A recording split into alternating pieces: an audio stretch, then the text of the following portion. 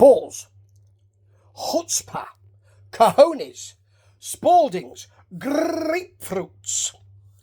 All of these things, Luke Spiller, erstwhile vocalist of the Struts, and I think still vocalist of the Struts, has in large amounts, in big sizes, because his solo album, the beautifully named Love Will Probably Kill Me Before Cigarettes and Wine, beautiful, links back to a kind of 60s feel, all of that, and so does this album, is it's a throwback, but it's also a willful removal of himself from expectation. I expect him to do florid rock. I expect him to do glam. I don't expect him to have a 1960s Bond-themed, string-heavy selection of songs. It's taken me so long to review this because I reviewed it for 2 magazines, folks, so I sort of wanted to get some distance on it. And listening to it again today, my God, it is just fabulous. But it is not a rock album.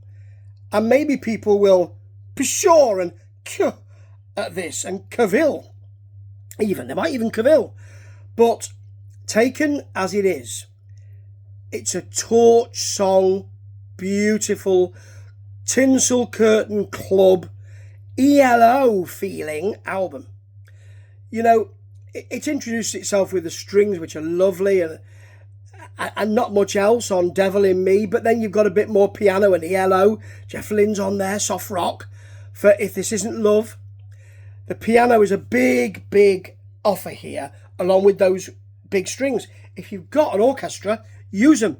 Don't just bring them in for a couple of minutes. They cost a lot of money. Keep using them. A sax hangs around in the ending is always the same. Strings and piano, but really pushy. It's really barreling along, actually. And I love the title track because it contains the line, well, it's called, I'll just remind you, Love Will Probably Kill Me Before Cigarettes and Wine, because you'll find a way to end me before God will find the time. That is just beautiful, but I don't mind. It tells you that, doesn't mind, because this is an album absolutely about longing and about love and about loneliness and about the despair of love and the wonder of love and all of that. And it's albums that we don't have anymore. Those kind of 50s and 60s chanteur, singer-songwriter albums. And albums that people wrote for and said, sing this, because I think it'll do really well for you.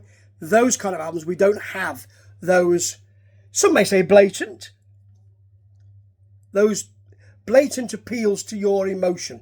We don't have that. There's a lot of irony these days. And this doesn't have any of that. This track itself is glammy and torchy and ELO-y. And there are strings. It's beautiful.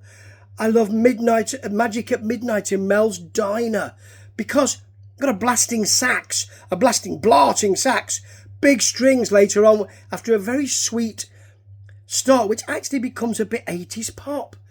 I love the starker sound of Love with piano and strings, and then it brings you into the huge closer, Angel Like You, big Bond strings, big sing, hugely florid, massively dramatic, really widescreen, beautifully 60s.